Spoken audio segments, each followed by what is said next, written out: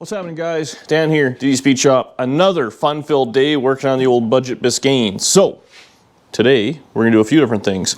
On the last video we put this motor in. We're still waiting on an intake manifold. That's not going to be here for this video, so we can't fire it up, but I do want to prepare for the first start. Now there's a few things we need to do, well, that I want to do. So this was a running motor, but then I changed the camshaft, so we do have to break the cam in, so fire it up and run it at, 2,000 RPM for 20 minutes or so. Now before we do that, I want to hook up some gauges. I do have a 3-pack of just mechanical gauges. We'll put those on there. I do have a shifter for this thing. I do want just a TCI cheap shifter. I use it a bunch of times. Put that in there. That'll get neutral, safety, and backup lights, get all that stuff wired up. There's a few little odds and ends on the transmission. It just has a bolt-in yoke. I got to measure for a proper drive shaft. We got to figure out the speedo gear. It's all missing on this thing. Little stuff like that. But more importantly, before we fire this thing up, I'm a big believer in starting a car with exhaust. If you fire it up with open headers, that's all fine and good, but it's going to be so loud you're not going to hear if anything is going wrong, especially in the top end, clicking and clattering and all that. So you might really be in for a situation. So an exhaust on this thing, which I have to have anyways, is probably not the end of the world to put on right now. Plus, we got to keep the neighbors happy. So I got some 3-inch pipe. I bought 2. They were on sale, but I'm probably going to need 1. We got some El Cheapo turbo style mufflers, old school stuff. I don't want this thing to be overly loud, and flexi pipe. I'm sure you guys all watch Roadkill. This is on the last episode, and I asked Newburn. He said it's fantastic to use, so I'm all into it. I bought two pieces of it. So here's the diagram. So that's the motor with my headers. Look how fancy that is. Now the problem we're going to run into, the headers dump out. There's a cross member for the transmission. The exhaust has to go center towards the drive shaft and then straight back to fit under the hump, That'll be flexi hose. Into 2 mufflers, obviously one on each side, which will be pretty far up. They'll be kind of right under the seat, so hopefully it doesn't vibrate too bad. And then I want to do slash cut out the side. That's the rear end. Shunk. So we'll 45 it or what we got to do, so it'll come out right below the window in front of the rear tire. It gets tricky in there with a 4-link suspension. There's a lot of stuff going on. That's what we're going to do for now. I got a couple of different hangers. I got to get the collectors from the truck and size them down because they're 3.5 inch. So I'll have to make something work there. So there's a little bit of screwing around to do, but it should be a pretty simple exhaust system. It should sound pretty good. If any time, we can always change the mufflers out. But I'm excited for this thing. I think it'll be like an old school kind of sound. That's what we're trying to do. Old school big block Biscayne with typical junk mufflers. So let's go out there and start. Let's turn this into reality.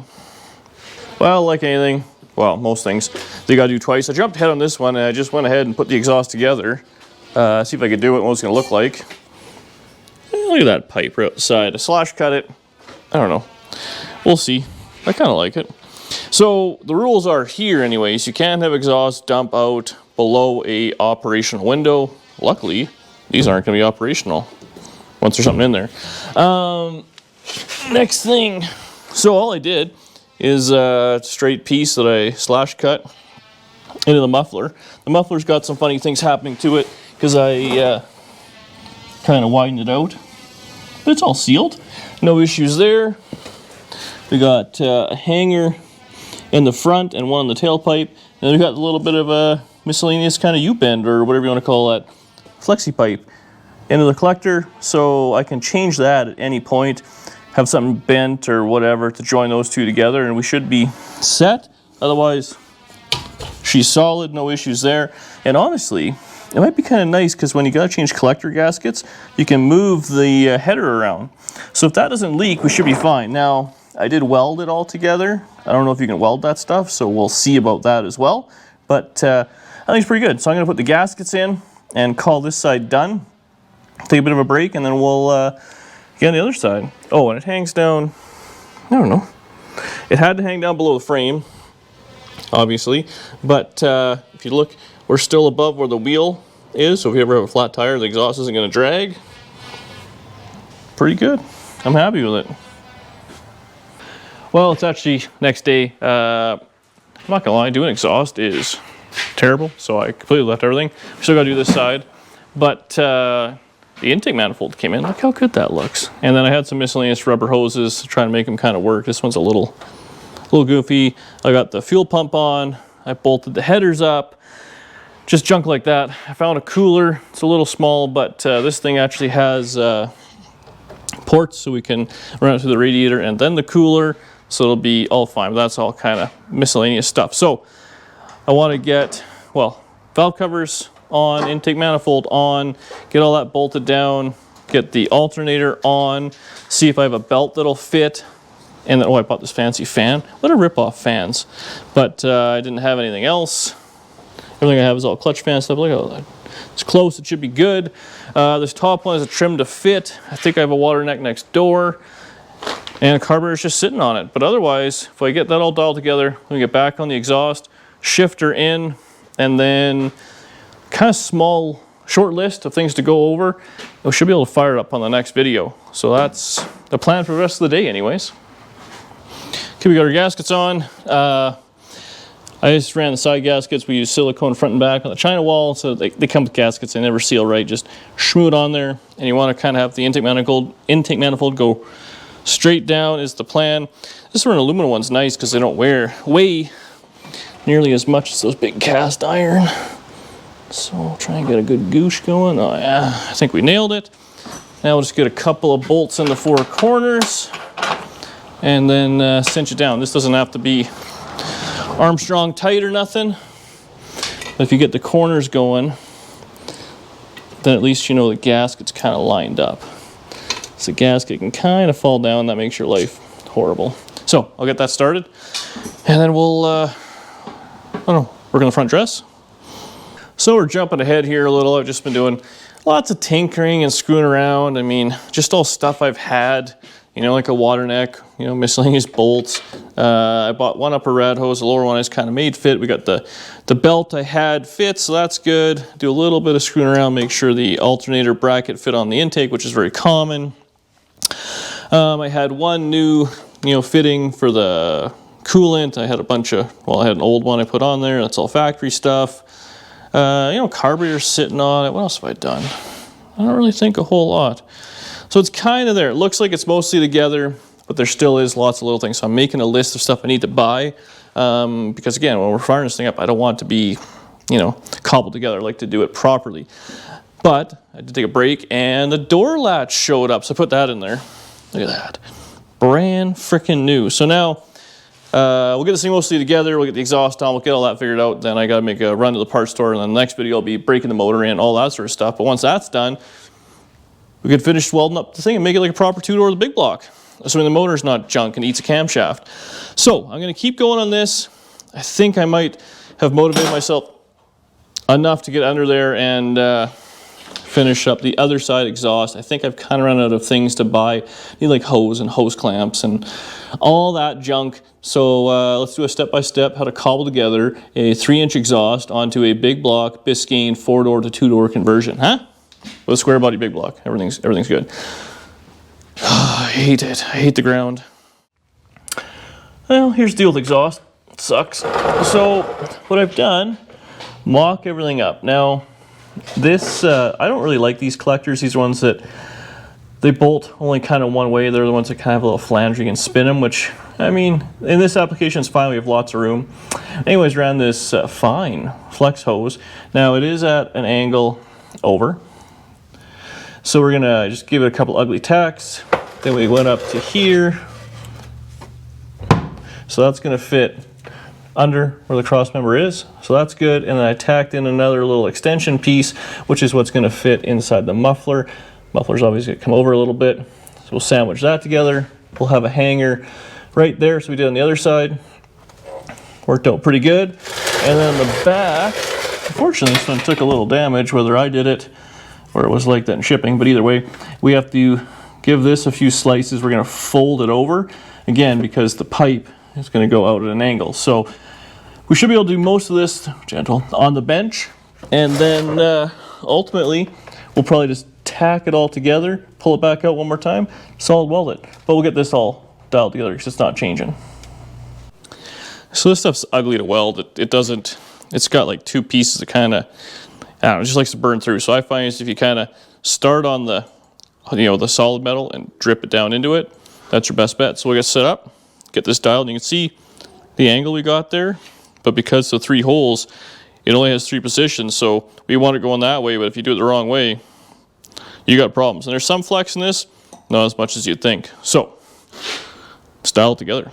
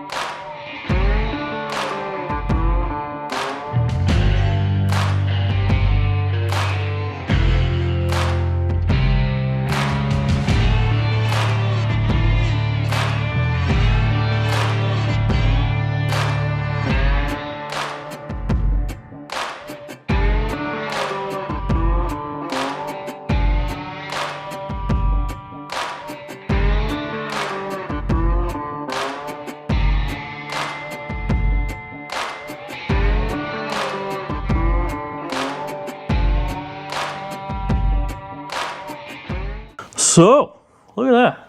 So we got the front pipe in all the way back. We got the muffler on. It looks ugly. I realized I bent it all over.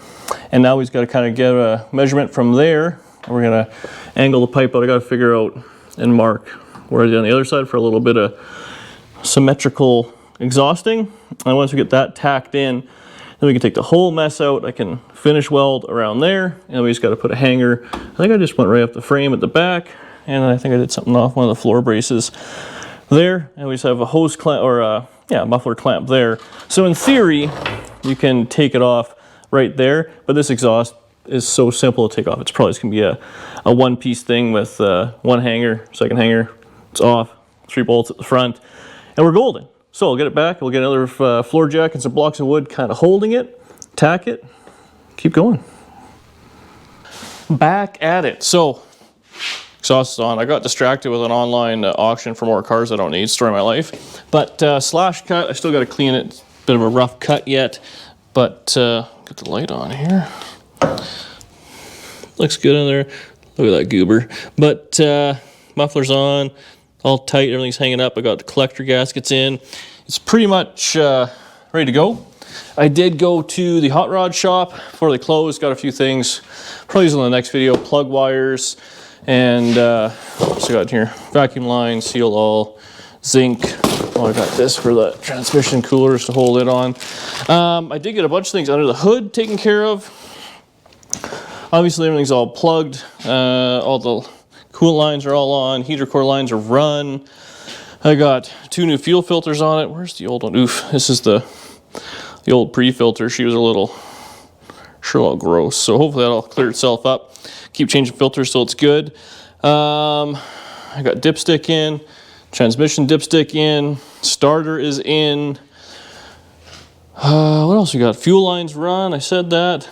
Belt on, all that sort of stuff. So we're getting there. Oh, carburetor on, new studs, gasket, it's dialed together.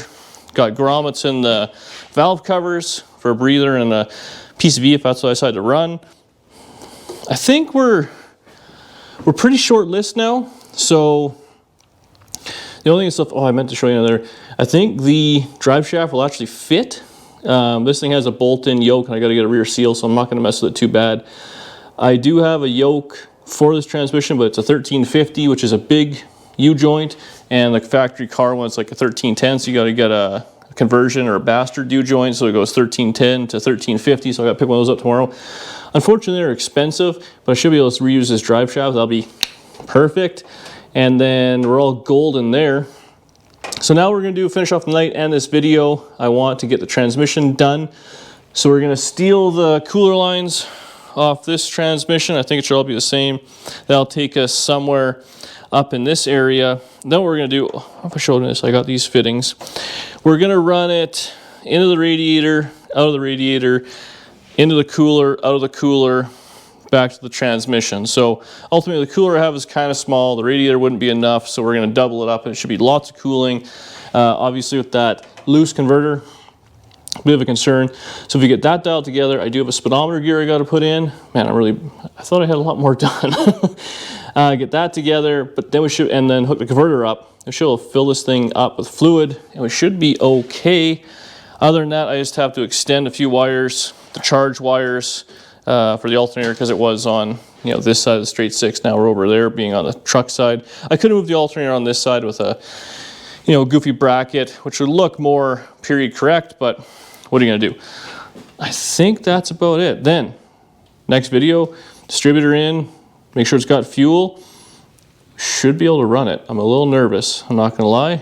I really don't want to flatten out a camshaft. I've heard so many things about people having junk lifters and junk cams and all that sort of stuff. So we got all the lube, we'll have all the zinc, I'll run 1540 Shell, the good stuff.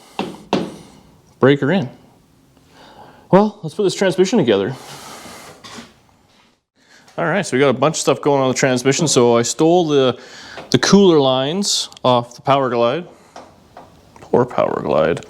And we ran up. Now the problem was on this setup and the old radiator, the transmission hookup, which is there, like the cooler, was on the bottom, which is old school stuff. Anyways, so I ran it, one line kind of goes over, switch to rubber, it'll go into the cooler, down through, it goes out, we loop around, come up there, into the cooler, second cooler, down, and then scoot it back into the transmission.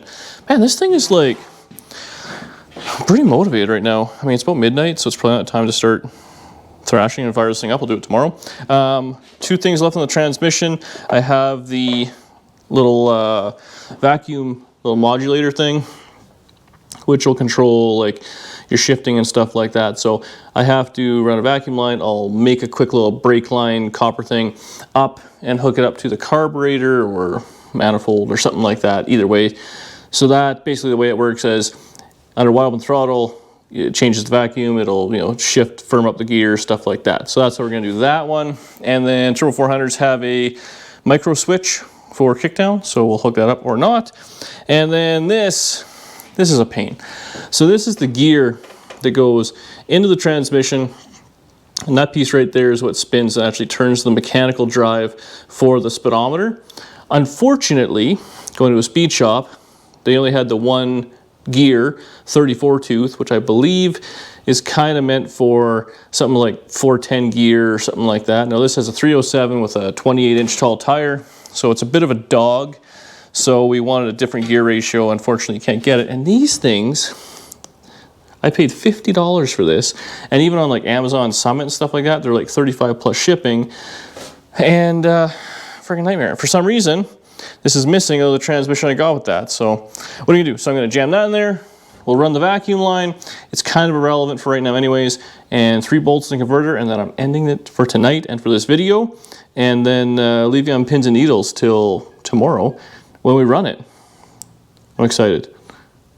Let's get this done. Well, it's officially past midnight. I can fall asleep right here on the old creeper, but I'll keep jamming. Anyway, that's some terrible lighting here. So this little speedometer gear thing, inside there's a little O-ring, so nothing kind of leak out, and this will just gentle fit in there, snug her up, and that's speedometer. Pretty simple. I ended up putting a bunch of seal all over the oil pan. So we'll let that set up overnight. I also, torque converter bolts are in. I think it's on this side. I don't know if you can see it or not. I don't know where I put it. We got the modulator. We'll go upstairs.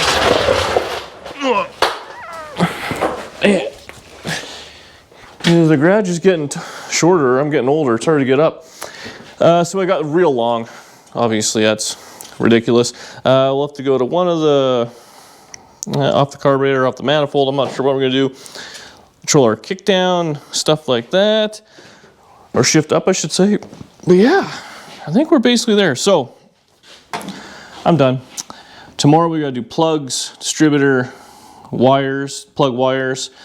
wire up the starter, probably put the shifter in just so I have neutral safety and reverse lights, hook that stuff up, water in, oil in.